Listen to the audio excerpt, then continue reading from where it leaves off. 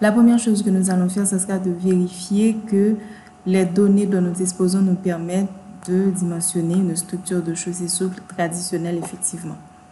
Donc nous allons sur valeurs admissibles et nous rentrons les données fournies, 100 poids lourds par jour à l'année de mise en service, un taux d'accroissement de 2,5%, la durée de service prévue est de 20 ans, ce qui nous donne un trafic cumulé de poids lourds de 903 380 et en ajoutant le coefficient d'agressivité du trafic de 0,6, on trouve un trafic cumulé en essieu de référence de 542 030 essieux de 13 tonnes. Donc cette valeur étant inférieure à 1,5 million, nous avons donc effectivement à dimensionner une structure de chaussée souple traditionnelle. Nous fermons cette fenêtre et les données qui sont ici, ainsi que les résultats seront conservés. Nous cliquons maintenant sur Fichier, Nouveau, Structure, pour avoir la structure par défaut. Et nous allons commencer avec notre dimensionnement, c'est-à-dire à rentrer des valeurs pour les différentes épaisseurs des couches. Donc nous savons que notre structure de chaussée traditionnelle, étant donné que le trafic cumulé en essieu de référence est supérieur à 100 000, cette structure va avoir une couche de roulement qui ne sera pas en enduit superficiel, ça sera du béton bitumineux. Donc nous aurons finalement 3 couches pour la structure de la chaussée, à savoir la couche de roulement qui sera posée sur la couche de base, qui elle-même sera sur la couche de fondation, et cette structure de chaussée va reposer sur la plateforme de la chaussée. Donc il nous manque ici une couche que l'on va ajouter. Voilà nos 4 couches. La première, ce sera la couche de roulement. Si on regarde dans la BAC, 542 000, c'est entre 130 000 et 1 million, à peu près au milieu. Donc, et au milieu, ça correspond à une épaisseur de 8 cm. Donc, on va commencer avec une épaisseur de notre couche de roulement de 8 cm. Le bébé que l'on va utiliser, c'est celui qui est fourni ici dans le logiciel, dans la bibliothèque de matériaux, sauf qu'il va nous falloir augmenter la température équivalente pour qu'elle puisse correspondre à notre température équivalente à nous. Si nous allons dans la vidéo sur la température équivalente à prendre en compte pour le dimensionnement des chaussées en Haïti, vous voyez que pour cette épaisseur de 8 cm, la température équivalente sera comprise entre 43 et 46 degrés Celsius. Donc on va prendre 44 degrés. De toute façon, le logiciel ne nous permet pas d'aller au-delà de 45. Okay? Donc, on reste à 44 degrés. On fait OK. Et comme vous le voyez ici, le module d'élasticité du bébé n'est plus de 5400 mégapascales, mais il est de 880. C'est-à-dire qu'il a diminué avec la température équivalente de la chaussée. La deuxième couche sera la couche de base dont l'épaisseur sera égale à au moins 20 à 25 cm puisque le trafic équivalent en essieu de référence dépasse 100 000. Le matériau que nous avons pour cet exercice est une graffe non traitée dont le CBR est égal à 80, c'est-à-dire que le module d'élasticité est égal à 5 fois 80, ce qui nous donne 400. On peut soit aller dans la bibliothèque de matériaux et choisir, la GNT2 qui a le module de 400 mégapascales, ou bien on rentre directement notre matériau. Okay? Donc on peut faire annuler et puis mettre notre couche de 20 cm et puis ici on met le module de 400 mégapascales. Et enfin la couche de fondation que nous allons dimensionner. Nous savons que cette couche-là, lorsque son épaisseur dépasse 25 cm, il nous faudra la découper en des sous-couches de 25 cm. Donc pour commencer, on va partir sur 25 cm pour la couche de fondation. Le module du matériau dont on dispose est de 150 puisque le CBR est égal à 30. Maintenant, nous n'allons pas mettre les 150 ici. Pourquoi? Parce que le module de la couche de fondation va dépendre du module de la plateforme. Donc, avant, il nous faudra mettre en place notre plateforme PF2. On va encore dans la bibliothèque de matériaux. Au niveau des sols, on choisit la PF2. et son module est égal à 50 mégapascales. Le module de la fondation serait égal à K fois le module de cette plateforme. Que vaut K? Retournons dans la bibliothèque de matériaux.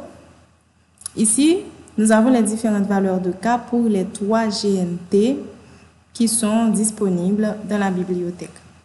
Notre GNT, évidemment, elle n'est pas ici puisque son module d'élasticité est égal à 150 alors que la GNT la moins performante qui est donnée ici a un module de 200 mégapascales.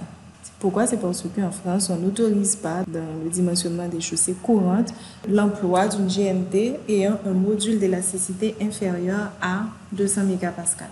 Mais nous, c'est ce que nous avons.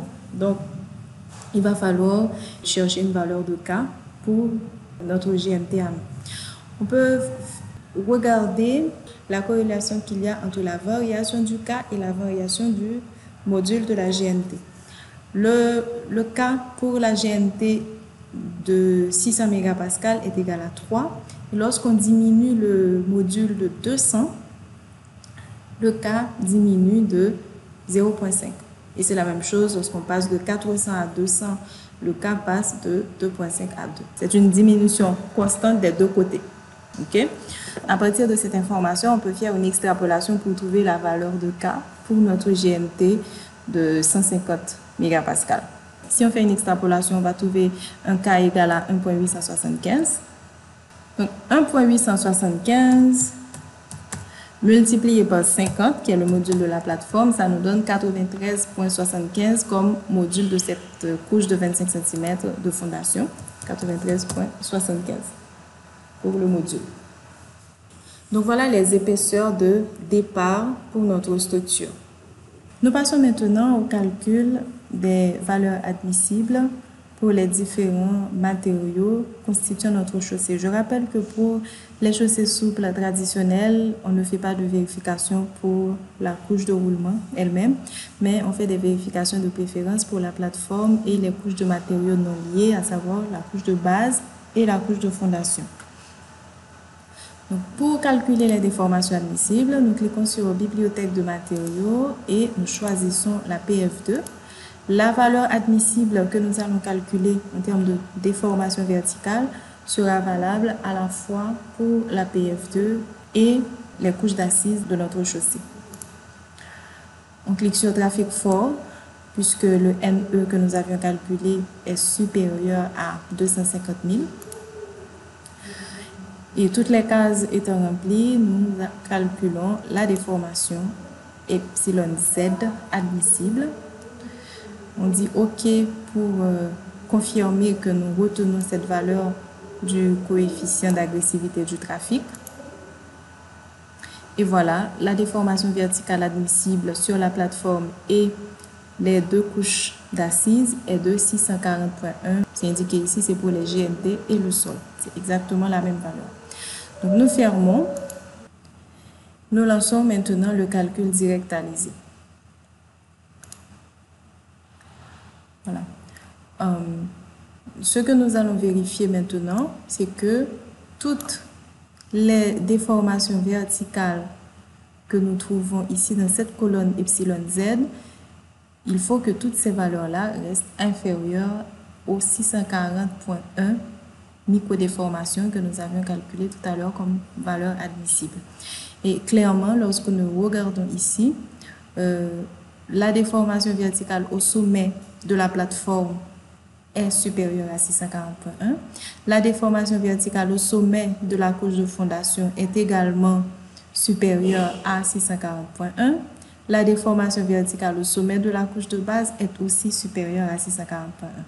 Ça veut dire que la structure de chaussée de départ, celle que nous avons retenue, est sous-dimensionnée. Les épaisseurs sont trop faibles. Alors, comment est-ce qu'on va faire pour modifier les différentes épaisseurs? Nous savons que les déformations, de même que les contraintes enregistrées dans les différentes couches d'une chaussée, dépendent des caractéristiques des couches sous-jacentes. Quand je dis les caractéristiques, c'est à la fois l'épaisseur de ces couches et leur module d'élasticité. Et ces déformations dépendent aussi du module d'élasticité de la couche en question, de la couche au niveau de laquelle on calcule la déformation ou la contrainte.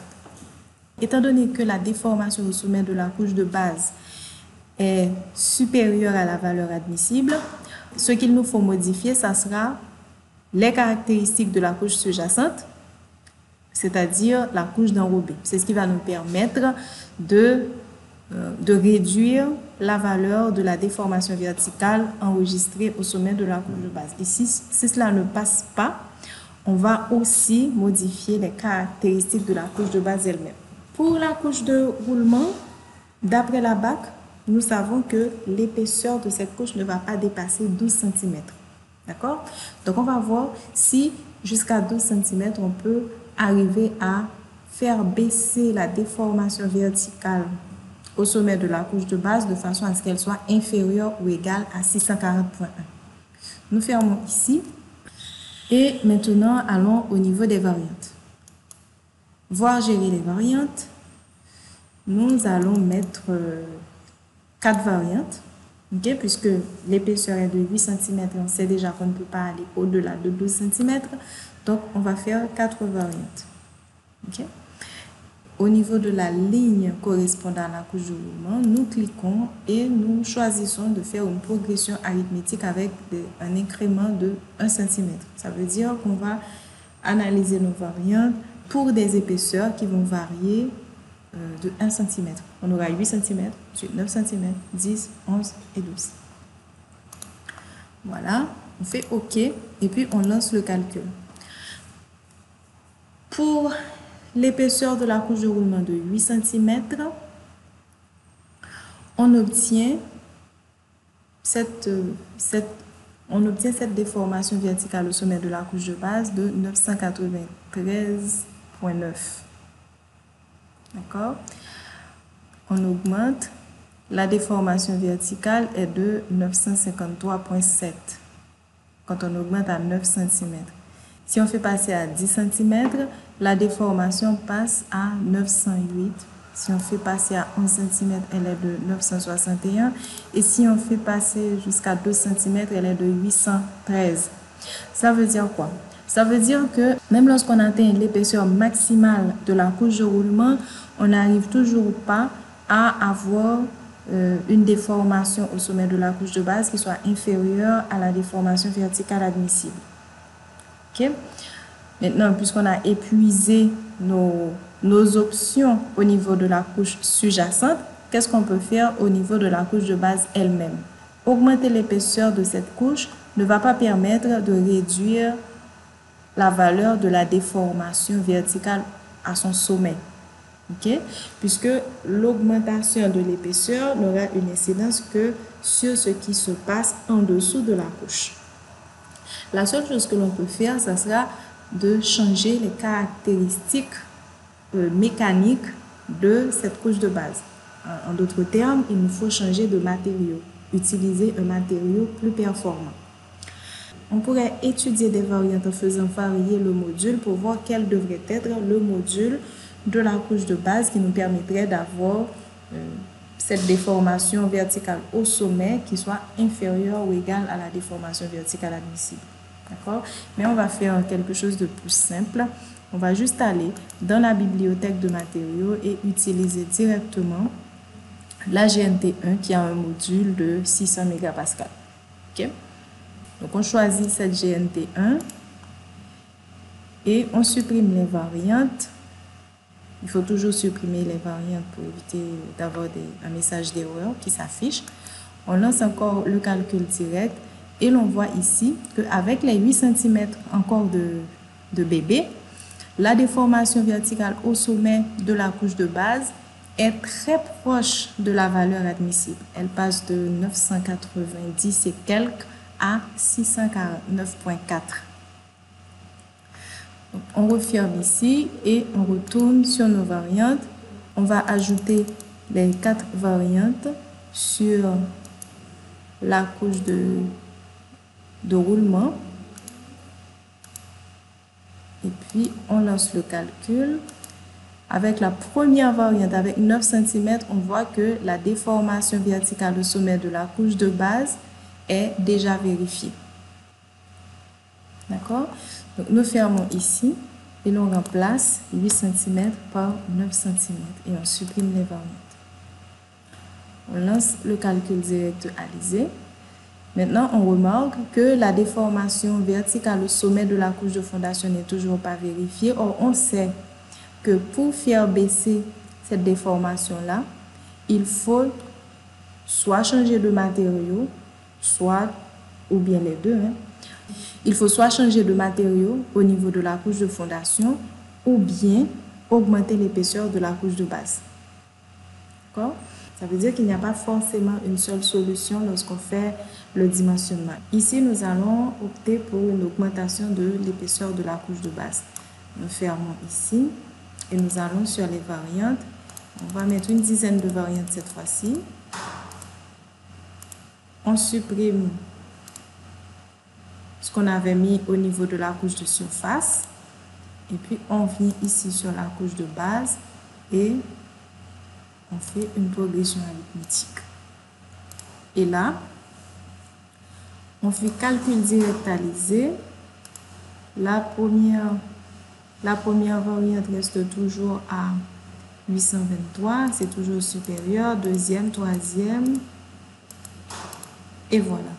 À 28 cm, on est à 634, qui est inférieur à 640. Voilà. Donc, 27 cm, on est à 656. 28 cm, on est à 634 microdéformation. Okay? Et du coup, la déformation verticale est aussi vérifiée au sommet de la plateforme. Nous pouvons nous arrêter là avec le dimensionnement, puisque toutes les valeurs de déformation sont vérifiées. Néanmoins, il y a un dernier critère qu'il nous faut prendre en compte. Il s'agit du critère de la déflexion. Dans l'idéal, sa valeur doit être inférieure à 60 centièmes de millimètre pour une structure de chaussée neuve. Si augmenter l'épaisseur des couches d'assises de la chaussée ou utiliser des matériaux plus performants n'est pas une option à envisager, on peut toujours travailler sur la plateforme. Rappelez-vous que pour obtenir une plateforme de chaussée, il faut tenir compte des caractéristiques du terrain naturel, des techniques de traitement de ce terrain naturel et des matériaux à mettre en place au-dessus, soit en remblai ou en couche de forme. On va supposer que nous soyons en mesure d'améliorer la plateforme de la chaussée en une PF3 plutôt qu'une PF2. Fermons ici. Donc, ce que nous avions trouvé, c'était ici une épaisseur de 28 cm avec une PF2. On supprime les variantes. Cette fois-ci, on va changer en une PF3. Okay? Partons avec une structure de chaussée toute neuve, 0.20 ici pour la couche de base. On revient avec notre GNT2 de 400. La plateforme est une PF3 et le module de la couche de fondation, ça sera 1.875 par 120 et là on aura 150 directement. Maintenant, la plateforme n'est plus la même. Il faut prendre l'habitude, dès que l'on change de matériau, de recalculer les valeurs admissibles. Donc, nous retournons dans la bibliothèque de matériaux. Cette fois-ci, nous choisissons une PF3. Nous faisons OK, trafic fort, et on lance le calcul. Nous obtenons toujours 640.1 pour la plateforme. Okay? Mais prenez l'habitude de recalculer les valeurs admissibles dès que vous changez de matériau. Nous fermons et nous lançons le calcul pour cette nouvelle structure. Calcul direct alisé. Et voici les valeurs, toujours de la colonne epsilon z, à comparer avec la déformation verticale admissible. Nous remarquons que la déformation verticale au sommet de la couche de base reste toujours très élevée, de même que la déformation verticale au sommet de la couche de fondation. Donc, nous fermons ici et nous retournons à notre couche de surface et nous allons voir si augmenter l'épaisseur de cette couche de surface peut nous aider ici. Voilà. OK. base. Voilà. Donc, si ça va nous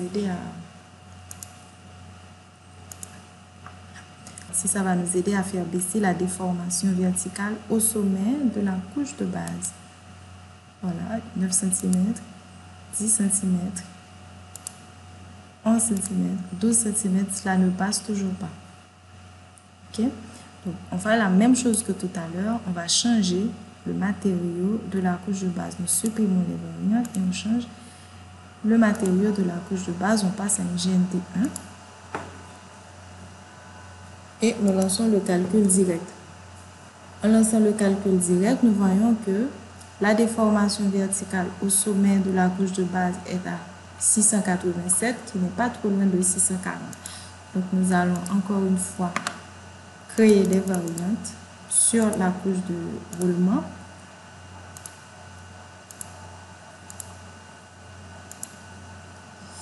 Variante numéro 1, 668. Numéro 2, 643. Et numéro 3, donc à 11 cm, on a 615. Donc, l'épaisseur de la couche de surface, cette fois-ci, sera de 11 cm. Nous fermons ici. Donc là, nous mettons 11 cm d'épaisseur de la couche de roulement. Ok, nous supprimons les variantes. Maintenant, lorsqu'on lance le calcul, on voit que, en réalité, toutes les déformations sont vérifiées. La déformation verticale est vérifiée au sommet de la couche de base, elle est vérifiée au sommet de la couche de fondation et elle est aussi vérifiée au sommet de la plateforme. Et le critère de déflexion est également vérifié. La déflexion est cette fois-ci égale à 48,5, qui est une très bonne valeur pour une structure de chaussée souple neuve. Et en bonus, regardons le dimensionnement qui est proposé pour ce niveau de trafic dans le logiciel Alizé, dans le catalogue de structure. Voilà, donc nous prenons les voies du réseau non structuré, GNT sur GNT, la fiche 27, et notre trafic qui est égal à 903 000 poids lourds, la structure qui est proposée pour les caractéristiques des matériaux au niveau de... Voilà, pour une PF2, c'est ce qui est proposé. Et pour une PF3, voilà ce qui est proposé. C'est une couche de surface de 8 cm posée sur 25 cm de GNT. Donc, on voit ici l'effet de la plateforme sur le dimensionnement de la chaussée et on voit aussi l'effet du module de l'enrobé sur le dimensionnement de la chaussée. Voilà.